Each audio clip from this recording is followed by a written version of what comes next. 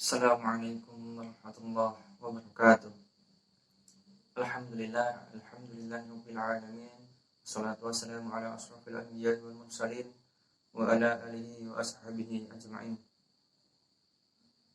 Segala puji bagi Allah Subhanahu wa taala yang telah begitu banyak memberikan kita kenikmatan, terutama nikmat iman, Islam, dan juga nikmat kesehatan. Shalawat serta salam marilah kita hadiahkan kepada junjungan alam Nabi besar Muhammad sallallahu alaihi wasallam. Semoga kita selalu mendapatkan syafaatnya di yaumil kelak nanti. Amin amin ya rabbal alamin. Teman-teman yang dimuliakan oleh Allah, pada kesempatan kali ini saya akan menyampaikan ceramah singkat saya mengenai menyambut bulan suci Ramadan. Wahai orang-orang yang beriman, diwajibkan atas kamu berpuasa sebagaimana diwajibkan atas orang-orang sebelum kamu agar kamu bertakwa. Quran surah Al-Baqarah ayat 183. Wahai orang-orang yang beriman, di sini Allah memanggil orang yang beriman, maka siapa yang merasa dirinya beriman, hendaknya dia terpanggil dalam panggilan ini. Tentu orang yang tidak beriman, dia tidak akan merasa terpanggil. Yang merasa terpanggil hanyalah orang-orang yang beriman kepada Allah dan kehidupan akhirat.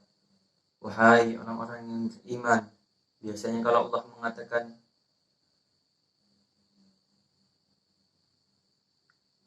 ya ayyuhallazina amanu, biasanya sebelahnya perintah atau larangan, sebagaimana diwajibkan atas orang-orang sebelum kalian. Ini menunjukkan bahwa puasa sudah diisyaratkan pada umat-umat sebelum kita. Maka di sini Allah Subhanahu wa taala mewajibkan kepada Rasulullah sallallahu alaihi wasallam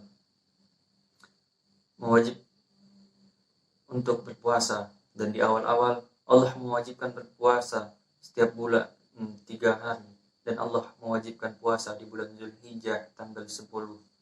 Namanya puasa Muharram.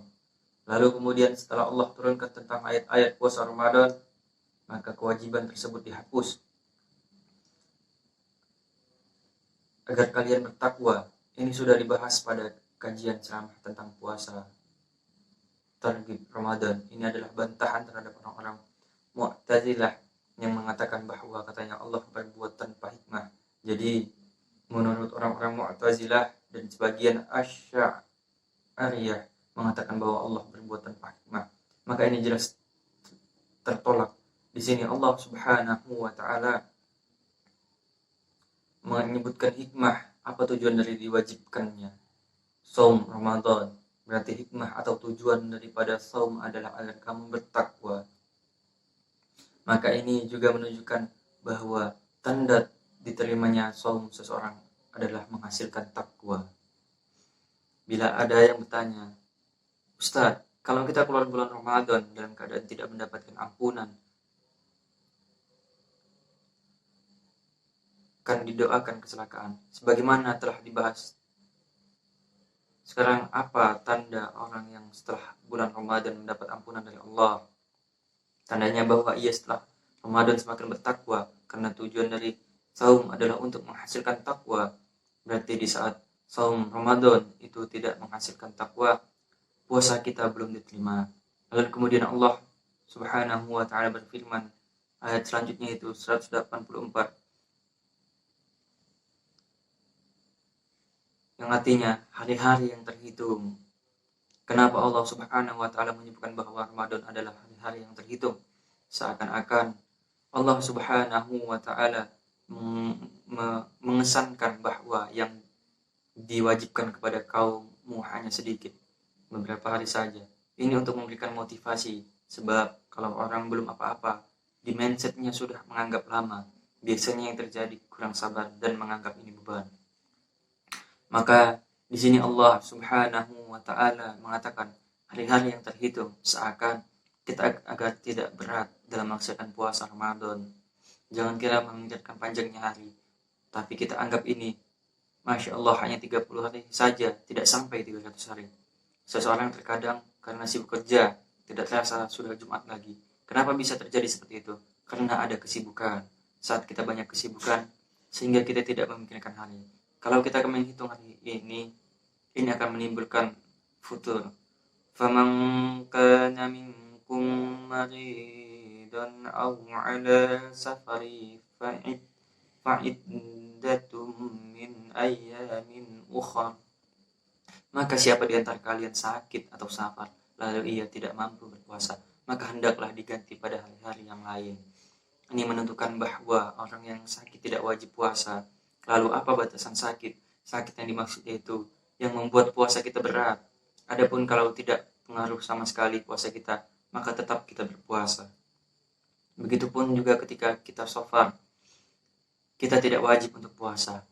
Ketika seseorang umrah di bulan Ramadan kemudian ternyata bertepatan dengan musim panas, lalu dia berpikir untuk tidak puasa, maka ini tidak mengapa.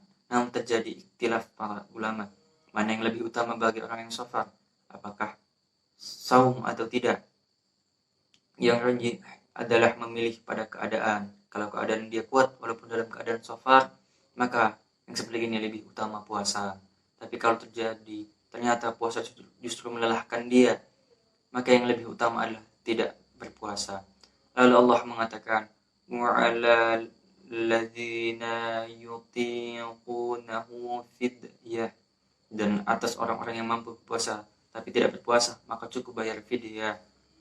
Ketahuilah saudaraku, kewajiban puasa Ramadan itu terbagi menjadi 3 fase, yaitu sebatas diberikan pilihan antara berpuasa atau tidak. Bagi mereka yang tidak puasa wajib membayar fidyah. Mereka wajib puasa 24 jam. Saat masuk maghrib, siapa yang tertidur tidak diperbolehkan berbuka sampai maghrib berikutnya. Berpuasa dimulai dari terbit fajar sampai terbenam matahari. Kata Ibnu Abbas bahwa ayat ini masih berlaku, yaitu untuk orang yang tua renta yang tidak mampu puasa, maka dia wajib membayar fidyah. Wanita hamil dan menyusui, maka dia wajib membayar fidyah. Ini pendapat Ibnu Abbas. Demikian pula didukung oleh fatwa Ibnu Umar bahwa wanita hamil dan menyusui cukup membayar fidyah kalau dia tidak bisa puasa. Sebagaimana sebagian ulama mengatakan bahwa wanita hamil dan menyusui wajib atas 2 hal, yaitu puasa dan fidyah. Ada lagi yang mengatakan tidak, wanita hamil dan menyusui wajib qada saja kalau tidak puasa. Saya lebih condong kepada pendapat Ibnu Abbas, di mana Ibnu Abbas mengatakan cukup fidyah. Ini yang dirajihkan oleh Syekh Albani dan banyak lagi para ulama. Wallahu a'lam. Ibnu Qudamah mengatakan bahwa dia tidak menemukan ada penyelesaian dari sahabat lain. Mungkin ini saja yang dapat saya sampaikan. Kurang lebihnya saya mohon maaf. Kepada Allah saya mohon ampun. Wabillahi taufiq wal hidayah. Wassalamualaikum warahmatullahi wabarakatuh.